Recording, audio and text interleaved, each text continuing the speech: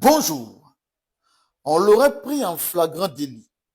Cet enseignant aurait confondu d'abord la craie avec son tuyau coulant enflammé, puis le tableau avec cette étendue noire pentue en dessous du pagne d'une femme qui n'est pas sienne, mais qu'il empoigne. En plus d'être un aspirant au métier d'enseignant, il ne perd pas de temps à se dresser en concurrent, prêt à agiter sa libido pour arroser les blâmes que la femme d'autrui lui apporte dans un étui. Ces blâmes ne sont pas prononcés mais cachés, comme des armes invisibles prêtes à surgir lorsque l'infidélité, l'erreur ou la tentation sont révélées. L'homme qui s'aventure dans ce territoire interdit ne mesure pas toujours la profondeur du gouffre qu'il risque de creuser, non seulement pour lui-même, mais pour la famille, la femme et même la communauté. Il devient l'acteur involontaire d'un malheur qui se trame dans l'ombre.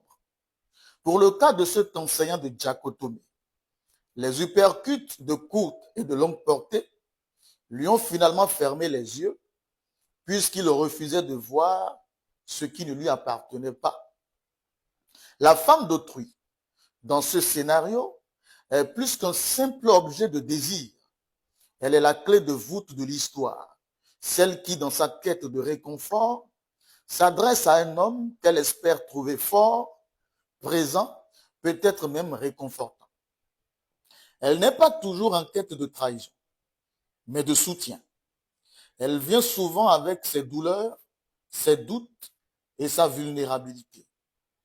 Et plusieurs d'entre les femmes d'autrui viennent aussi avec la conception mentale de tester leur emprise sur les autres hommes, tels des cobayes, afin de voir combien ils seront réactifs ou combien le pouvoir de leur rondeur à elles sont toujours explosifs. Mais ce qu'elles ne savent pas, c'est que leur appel peut résonner comme un défi pour un homme trop sensible à l'attrait de l'interdit.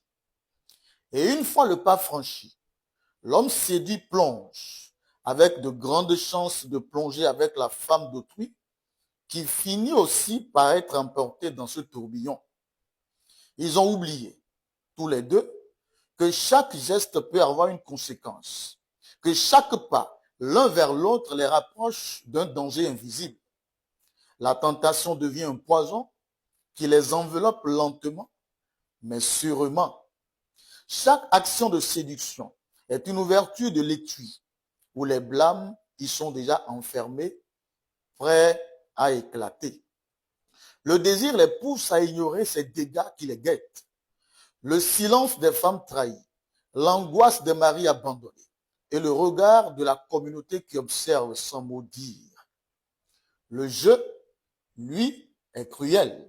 Celui qui croit pouvoir séduire sans inconvénient ne fait que libérer les fardeaux qu'il avait cru maîtriser. Le fardeau des blâmes devient un poids qui ne peut être dissimulé, qui finit par se déverser sur celui qui a cru pouvoir manipuler les règles.